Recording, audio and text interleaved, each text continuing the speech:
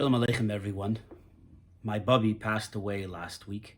Rebbetzin Chave Hecht, Bas Elimelech. And I watched over the last week my father's brothers and sisters sit Shiva, the 7-day mourning period.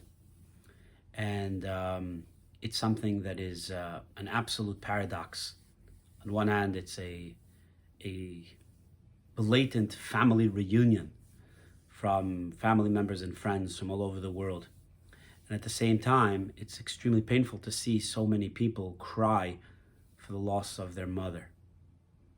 You know, there are many people that were very close to my Bubby, to my grandmother, many people that worked with my grandmother over the last 95 years. God bless her soul. Today, they placed the stone on the top of her burial site. And it's a beautiful inscription, a beautiful epitaph. And the words there are very real, profound, and down to earth, truly describing who she was and what she was dedicated to over the years. But there's one thing that I noticed on her epitaph that I've seen as a common inscription on some of my other grandparents, great-grandparents, and great-great-grandparents that are buried here in America. Bayis Pasuach Lirvacha. Her home was opened for guests. And I was thinking about this. You know, when does a person become a Bubby? When does a person become a grandmother or a grandfather? And the answer to that question is, as soon as you become an adult, you begin to develop and become the person that you are. If you're a good person in your teen years, you'll be a good person in your 20s, and then in your 50s, and then in your 90s. And sometimes a person becomes worse, sometimes a person becomes better. But there's no such thing as a good Bubby. A good Bubby is a good person. They're in the position where they are also a Bubby, and so they're good at being a Bubby.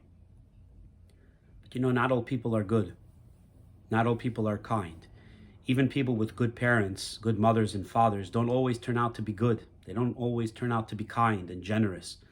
Not every mother and father would host children and grandchildren for decades in their home. Many people want their privacy. They want their space. They're not in the mood of having guests.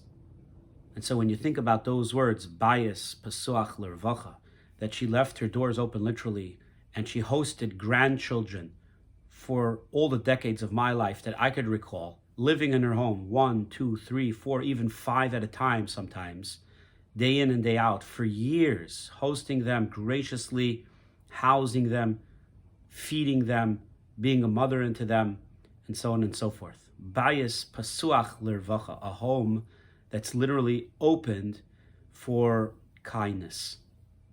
I think if there's one thing I would like to take from my Bubby is this idea, something that has been an innate trait in our family, that some in our family are able to display and show this, a home that is truly open to kindness. And it doesn't necessarily have to mean a home. It could mean your heart, it could mean your wallet, it could mean your car, it could mean your office, it can mean your study hall, it can mean your Chabad house, it can mean your shul, your synagogue, your business. Someone comes in, you welcome them warmly and kindly.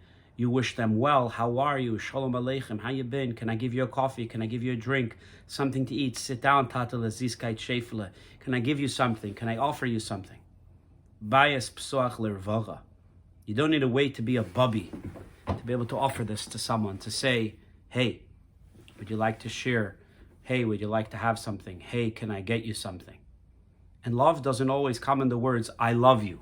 Love sometimes can come in the words of, how are you feeling today? How was your day? Right? Good morning, good afternoon, good evening. Can I get you something? Can I help you with something? Right? How you're feeling? What's bothering you? Bayis Pasuach Lirvacha doesn't only mean your home, but it does mean your heart. It does mean, where are you at in being simply and genuinely kind to other people? If I want to do something in honor of my Bubby, it's going to be in the realm of kindness. It's going to be in the realm of heartfulness. It's going to be in the realm of caring generously, warmly, graciously to other people. Le'ilu nishmas Chave bas Elimelech. Do an act of kindness.